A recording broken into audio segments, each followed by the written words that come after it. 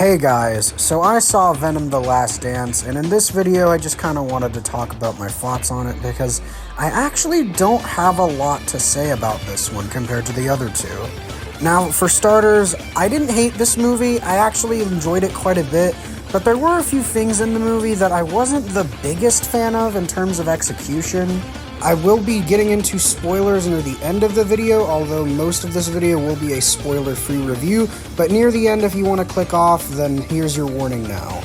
If you've seen my previous Venom video, you would know that the Venom movies for me are kind of a guilty pleasure. I obviously know that they are far from perfect, but I get a lot of enjoyment out of them. And in my opinion, The Last Dance was easily the best one yet.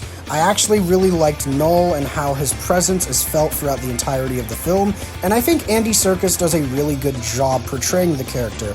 I'm also a big fan of how they get to show off more of Eddie and Venom's bond. It's easily the strongest thing about this trilogy, and it's even more so in this movie. Another thing I really liked was the action scenes, because while there aren't a lot of great scenes with Venom, because in the movie they do come up with a reason for why we don't get as much Venom as we did in the first two movies, the scenes that we do get with our symbiote are really great. Specifically the climax and the scene with the cartel members, those scenes are really great.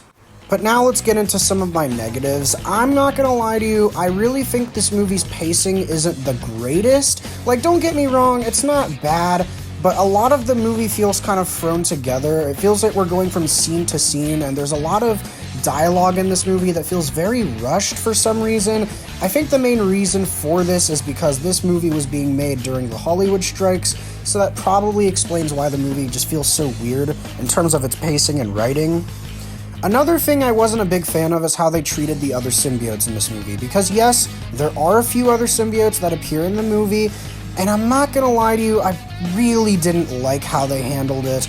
They're supposed to be inspired by the Life Foundation from the comics, but a lot of the symbiote designs in this movie, I genuinely couldn't tell who was who. It was that confusing. I was like, oh, this symbiote must be that guy, and it turns out it was a completely different one the entire time. And while the movie does have a heartfelt and a really emotional ending, I'm not gonna lie to you, wasn't really the biggest fan of how vague the ending was. To get into spoilers a little bit more, Venom has to sacrifice himself so that he and Eddie can stop Null from destroying the multiverse and breaking out of his prison. And while it is really sad and we get to see a little bit of a montage between Eddie and Venom in the last two movies and a little bit from this one, I think it was just done really fast-paced, and I wasn't really the biggest fan of it. It desperately feels like the movie is trying to get you to care, which, if you like these movies, you will care to an extent, but if you're someone who's always seen the Venom movies as just average or okay, you're probably not going to care as much. I also think that the two post-credit scenes that we do get are incredibly vague on what they're actually trying to set up, and I think my theory of them trying to set up Spider-Man 4 might not be the case anymore. Also, in my previous Venom video, I mentioned how much I really like how we get to see a different side of New York City in these movies. Don't fucking listen to me, I was having Spider-Man brain rot. These movies don't take place in New York.